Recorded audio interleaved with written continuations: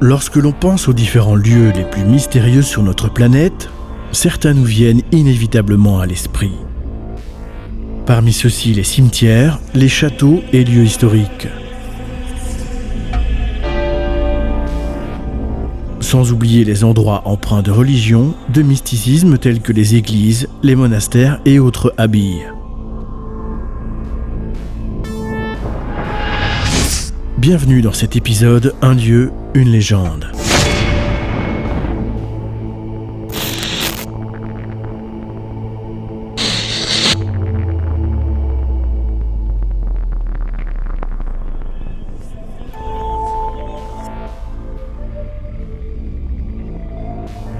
Il existe énormément de témoignages à travers le monde de miracles, de guérisons inespérées en ces lieux qui contiennent la mémoire de la prière et des égrégores multiples. Une dévotion à Dieu, le silence, la tristesse, la douleur et sans aucun doute la solitude.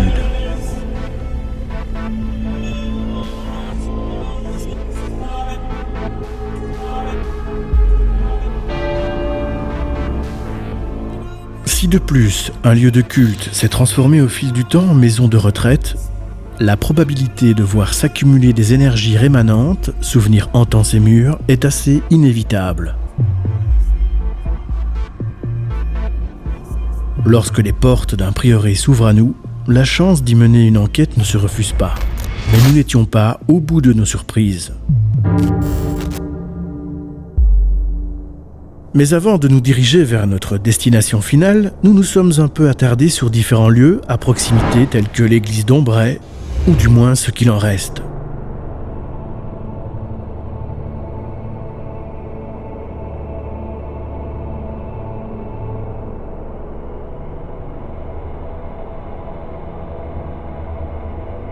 Ce lieu date du XIXe siècle. Il n'en reste que des ruines. Une personne l'aurait alors acheté en 2019 pour y construire des appartements. Beaucoup de propriétaires s'y sont succédés, mais les projets n'ont jamais abouti.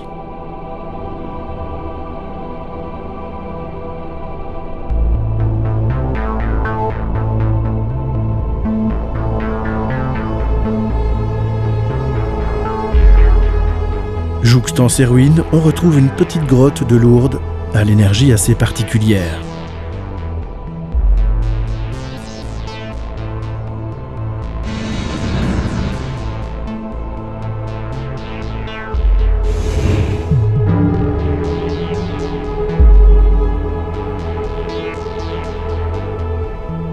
Nous prenons ensuite la direction d'anciennes forges baptisées les Maîtres du Feu depuis 2001.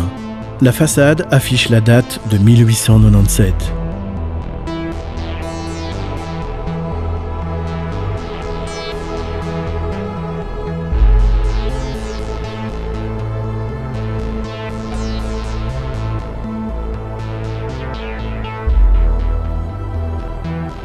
Ce site a servi d'atelier de préparation dans le secteur des carrières.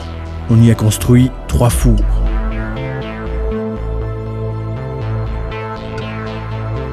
Depuis 19 ans, il est devenu un centre touristique avec comme thème le savoir-faire des hommes du bassin Mozan, les conditions de travail dans les briqueries, les aluneries et les mines.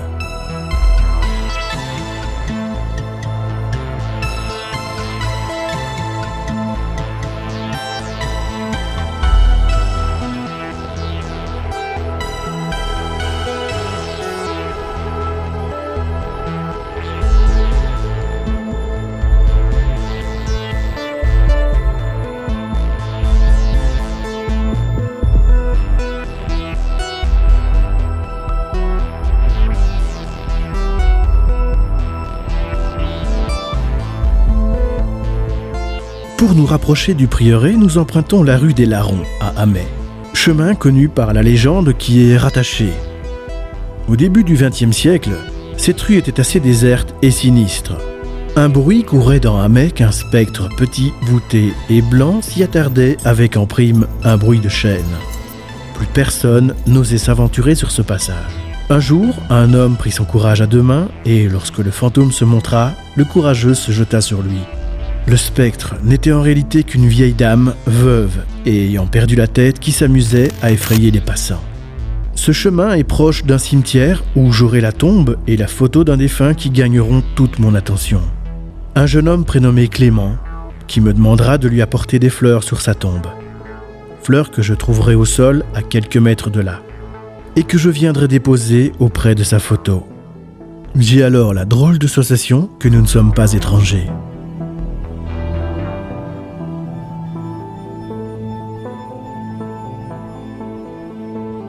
Les médiums peuvent en effet percevoir les défunts via la vue, mais aussi entendre par l'ouïe. On appelle cela la clairaudience. Il s'agit de l'aptitude à percevoir les sons, vibrations ou des voix provenant des plans énergétiques inaccessibles à l'ouïe physique. Ne confondons toutefois pas la clairaudience avec la télépathie. La télépathie est la capacité de recevoir les messages par la pensée, la sienne ou celle des autres. La clairaudience est la perception des sons et des voix sur un plan physique et astral.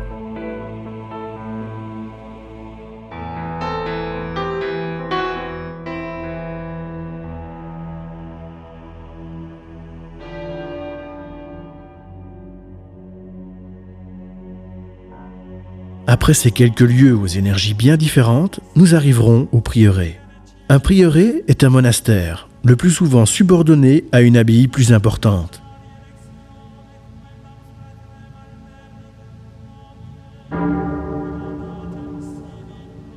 Cet endroit d'Amay, proche du centre historique, est rempli de mystères. Nous sommes ici sur ce qu'on appelle entre nous le prieuré d'Amay, qui est un lieu occupé depuis vraisemblablement très longtemps, mais seules des fouilles archéologiques sérieuses du bâti et du sous-sol pourraient nous renseigner de manière précise. Et ici, évidemment, nous sommes sur ce qu'il reste malheureusement de cet ancien prieuré, espace qui a été habité sans discontinuer pendant des siècles, où vraisemblablement, peut-être, a habité notre fondatrice, Chrodohara. Si elle a fondé une première communauté, où ces gens ont-ils habité? Où les chanoines qui ont succédé ont-ils habité lorsqu'ils ont vraisemblablement vécu sous la règle, c'est-à-dire ensemble dans un lieu commun avant d'habiter leur superbe maison claustrale dont nous avons un échantillon derrière nous?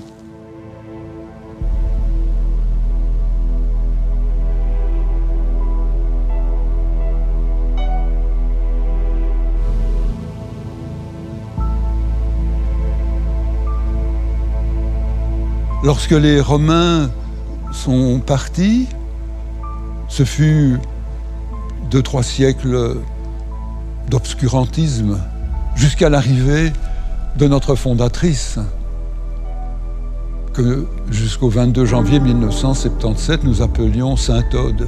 En fait, elle s'appelait Chrodohara, elle a habité parmi nous. Le centre historique d'Amay a été un véritable chantier pratiquement permanent dans le cours du XVIIIe siècle. C'est à ce moment-là que la collégiale va prendre l'aspect qu'elle a aujourd'hui.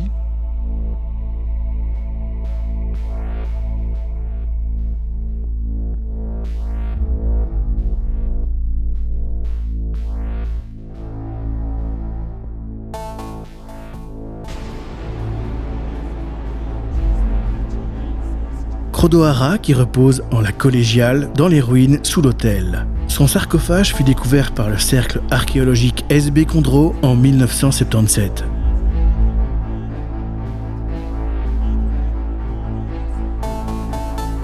Ses reliques furent transférées dans une châsse qui se trouve toujours dans l'église.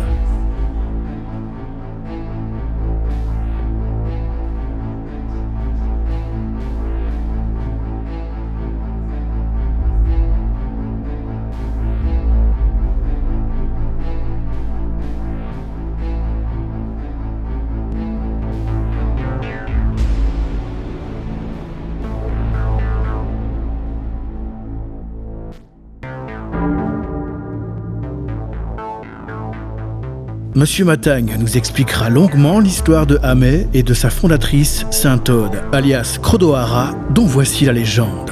Le fait marquant qui illustre au mieux l'évolution et le coup d'envoi, pour ainsi dire, de ce culte perpétué à Amet au fil des siècles, c'est évidemment l'arrivée de Sainte-Aude. Sainte-Aude n'est pas originaire d'Amet, elle provient de l'Austrasie mérovingienne, dans la région de Metz actuellement. Elle est veuve, elle se met en route avec son équipage pour venir vers Amet. Et puis elle va arriver sur les hauteurs d'Ombray, de l'autre côté de la Meuse. Et là, la légende disait « Là où mon bâton retombera, je construirai une église ».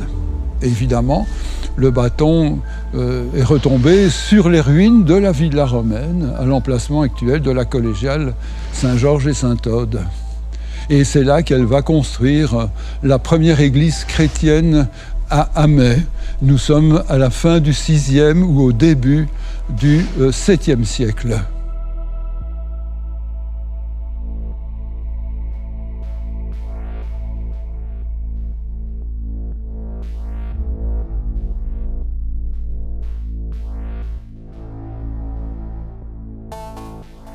À peine entré dans le lieu, le long d'un couloir, j'aurai toujours par clairaudience un mot s'échappant d'une petite pièce sur ma droite, le mot « Hello ». Particularité, le mot semble haché, comme prononcé en deux temps.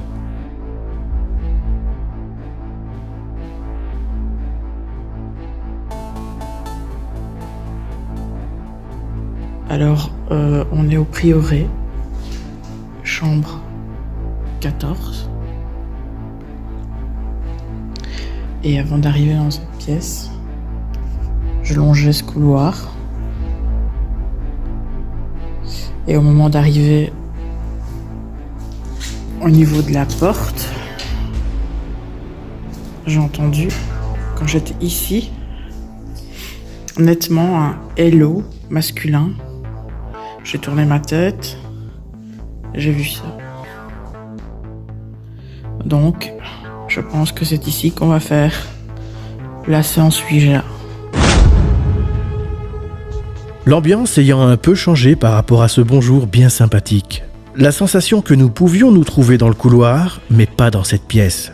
Lorsque nous avons posé notre matériel, nous avons eu l'impression de le poser sur des personnes assises là. Nous n'avons d'ailleurs obtenu que des messages désirant notre départ. Qu'est-ce que vous vouliez me dire de plus? Vous m'avez dit bonjour quand je suis passée devant la porte. Vous m'avez dit hello. Et il y avait un homme. On ressent qu'on ne doit pas s'installer dans les fauteuils. Donc nous ne sommes pas tout seuls dans cette pièce. Est-ce que vous pouvez nous dire un mot?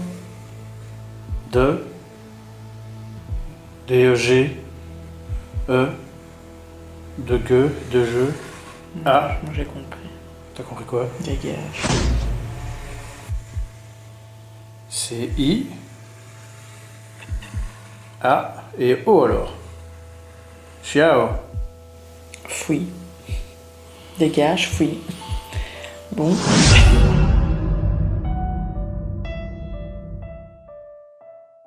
La visite s'est poursuivie dans une atmosphère apaisante, calme. Le sentiment de solitude ne pesait pas autant qu'au sanatorium de Borgoumont. Nous serons impressionnés par ce grand espace en sommeil rongé par le temps qui passe. Se laissant envahir par l'humidité, la mérule et quelques défunts hantant les lieux.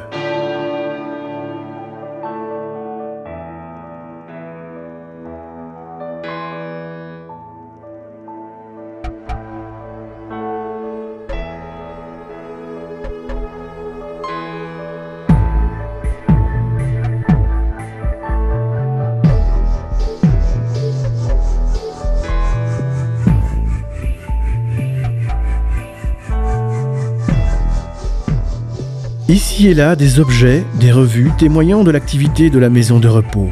À l'étage, la sensation de présence se faisant ressentir, mais uniquement par le fait d'avoir laissé le nom de certains pensionnaires sur quelques portes.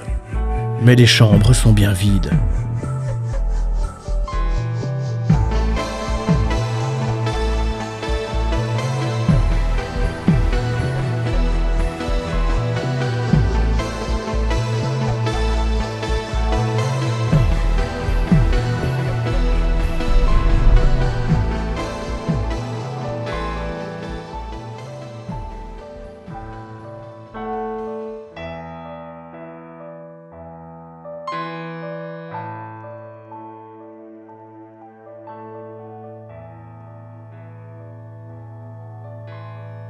Au centre du cloître, une croix en pierre, prisonnière de la végétation qui a repris ses droits.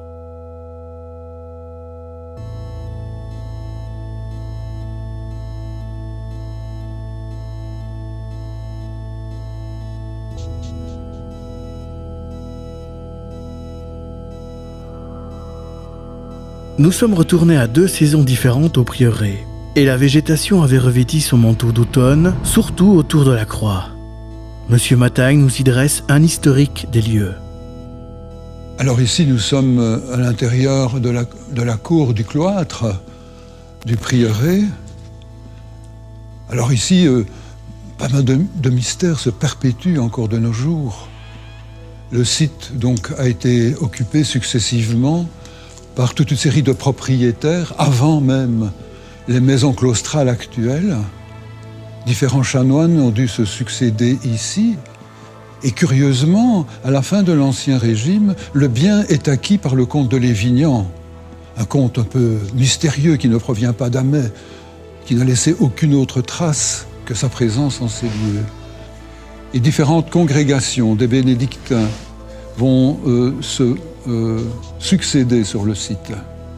Et nous allons avoir ici une magnifique expérience œcuménique, puisque le bâtiment va, entre autres, abriter jusque la Deuxième Guerre mondiale des moines de rite latin, d'une part, et des moines orthodoxes de l'autre. Après le départ des moines, le site va être acquis par une institution de soins chrétienne, la CIS,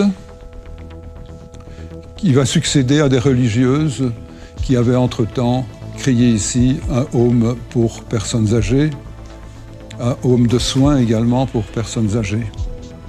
Et finalement, l'ensemble a été revendu à un groupe immobilier. À quelques pas, la chapelle Sainte-Rita, impressionnante par sa luminosité et par l'état dramatique et saccagé du lieu.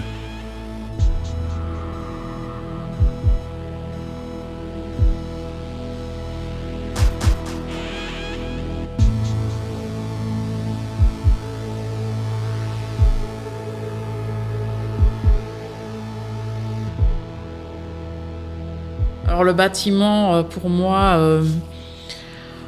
on ne se sent pas observé, on ne se sent pas oppressé, comme au fort de la Chartreuse où là c'était très très fort. Mais il y a une sensation un peu de nausée. Enfin, il y a quelque chose ici, mais que je n'arrive pas à déterminer. C'est assez perturbant en fait. Parce que soit je ne ressens rien dans les lieux, soit c'est très très fort. Et ici, en fait, on dirait que c'est vraiment un mix des deux. Mais c'est partout à la fois, c'est pas dans un endroit bien spécifique, à part dans cette pièce-ci où on sent qu'on n'est pas les bienvenus. Maintenant, il y a quand même une petite mise en scène avec les fauteuils qui peut jouer au niveau psychologique. Mais quand on rentre dans la pièce, on sent qu'on ne doit pas se mettre sur les fauteuils, qu'on ne doit pas déposer des choses sur les fauteuils. Et puis la séance Ouija, c'est pas super bien passé, donc je pense qu'il ne faut pas s'attarder.